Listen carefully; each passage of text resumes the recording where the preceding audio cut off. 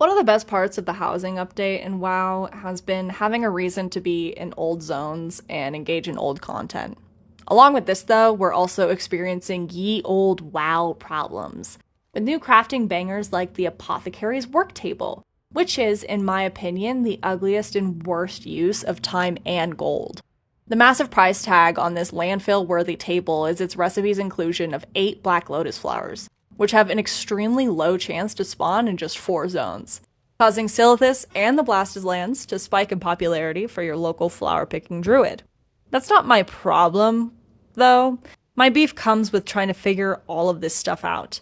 My beef is with Wowhead, because due to the sheer amount of versions of World of Warcraft today, Wowhead also has as many versions of their website, so information on Wowhead starts completely gaslighting and lying to you. Like with Black Lotus, for example.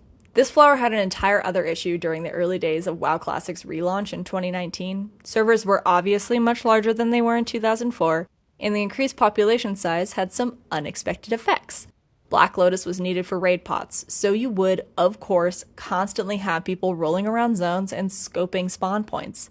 On top of the restrictive spawn timers and zones, the flower could only spawn on select nodes, which proved the age-old adage that even if it makes the game super fucking boring, people will still do it.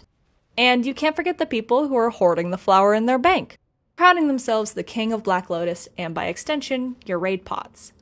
That wasn't a problem with the original release, but it definitely became an issue with the hashtag no changes servers, larger population sizes, and the obvious results of re-releasing a game that's been solved for about 20 years. So with the demand going up, the supply needed to match that, so Blizzard patched it and solved the problem. But retail didn't get the update at the time, because it just didn't need it. They were more worried about other things. The Black Lotus listing on the WoW Classic version of Wowhead now reflects the spawn rules and its existence in WoW Classic, but is not necessarily accurate to retail, resulting in me spending way too long trying to figure out how this herb works in retail WoW. I literally could not imagine trying to play this game in a meaningful way and not being someone who's played their entire life. At this point, you either speak WoWnese or you don't. On the bright side, for those who want an ugly house, the Apothecary's Work Table is plummeting in price. It's kind of like when you go to Forever 21 and make a beeline to the clearance section, only to find that everything cute is in size 10XL and everything ugly is in your size.